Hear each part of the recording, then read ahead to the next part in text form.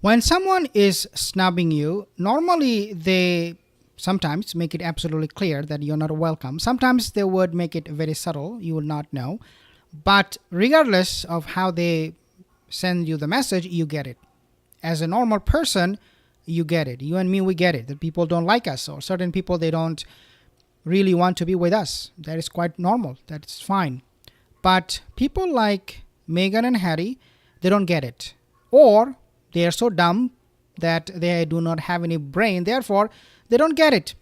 Or it could be that they get it, but because they're so shameless, because remember, when you become a grifter, you don't really develop this kind of sense of shamefulness. You don't really know what is the difference between being shameful and what is being not shameful at all. So in the past, what I'm trying to unravel here is something that will shock you this time. Before I move on, just to let you know, most of my viewers are not subscribed. If you're one of them, consider subscribing.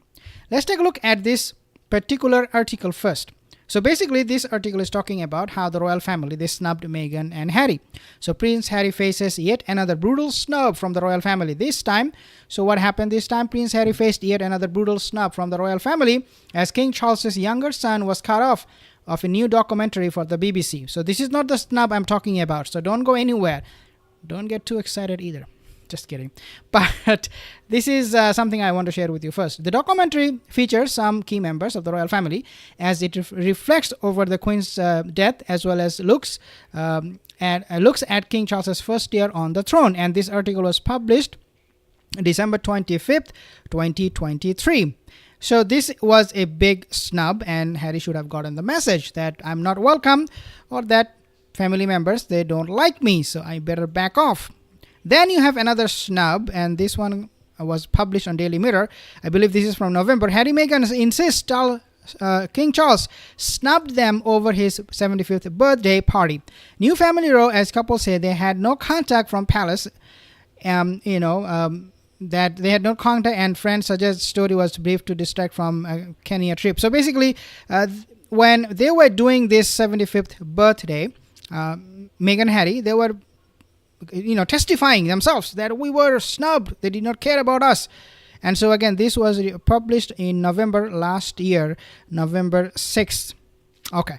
So by now, Harry and Meghan, they should get the message. They have admitted it, that, we are getting snubbed. So at least they have acknowledged it. They have recognized, they have the brain to know this simple thing, that we are not welcome. But what we are seeing from Meghan and Harry is actually, instead of walking away from their family members who do not want them back in UK, they're actually walking towards them.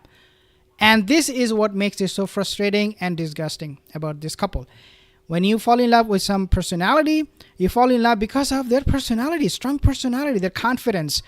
But this time you have absolutely a example of someone who doesn't have any personality. He doesn't stand for anything. So what I'm talking about, let's take a look at this report. Tom Hiddleston delivers poignant message on behalf of King Charles, and then we have the details.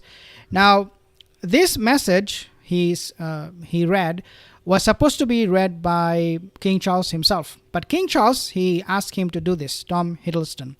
Tom Hiddleston was given a royal assignment on Thursday evening. An ambassador for the Princess Trust, the Loki actor 43, attended the charity's event in Features event, where he played a poignant message written by King Charles. So again, written by who? King Charles. Quote, I really am so pleased that the trust work continues to go from strength to strength, having in recent years expanded from its mission in the United Kingdom to now supporting young people in 23 countries, read Tom. So again, this was supposed to be a message that would be read by the king himself. Now, obviously, he is diagnosed with cancer, so he's not taking any extra duties. So that makes sense that he would appoint someone. But here is the thing, guys. The king could have asked Harry to do the job, because he's his son. Tom Hiddleston, he's not his son. But what we see here is a snub from King Charles himself.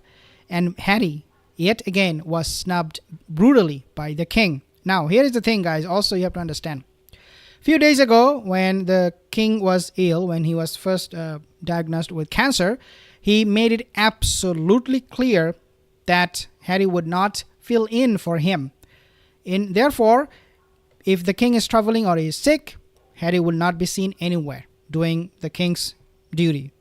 Why? Because the king doesn't recognize his son. I mean, first of all, he doesn't want to recognize him as someone who is responsible. Second of all, even as a son, he doesn't find that trust in Harry. Obviously, we also know, guys, now this is something new too, that King Charles, what did he say? He said, if Harry is one of the top or one of the 5 state of counselors position, he would not be given the power that state of, or counselor of state, I'm saying it wrong, counselor of state, those 5 people have. And those 5 people there at the top, they have this special place in the monarchy. But for Harry, even though he is one of the 5, but he would never be able to exert his power as one of the counselor of state member. And so we are seeing, what I'm trying to get to here is that we are seeing over and over again that Harry is being snubbed. This time, this was a absolute, shameful message for Harry, that his father is not trusting him. Rather, he is going with somebody outside the family. So celebrating the global impact of this work, I just want to read a little bit more here, is an achievement which I must confess I could not dreamed of back in 1976 when I started the trust, using at that time my Royal Navy severance pay when I left the service to help disadvantaged young people achieve their full potential. What you see here is a message, an emotional message, a personal message from King Charles. Who should be reading this? It should be Prince Harry. Why? Because obviously Prince William, he's doing other duties. He's busy with his wife. He's busy with other duties. He's busy with his father. So he should be, Harry should be the one to read, to convey this kind of message on behalf of the king. We have also seen how the Queen did similar thing when she appointed her personal secretary, and she made it absolutely clear that nobody would criticize or replace him. Not criticize, but replace him. In fact, he had the power to do something about Harry and Meghan. He had a lot of power. That power was not even given to Prince Harry by the Queen. It was given to her personal secretary. It was given to other people.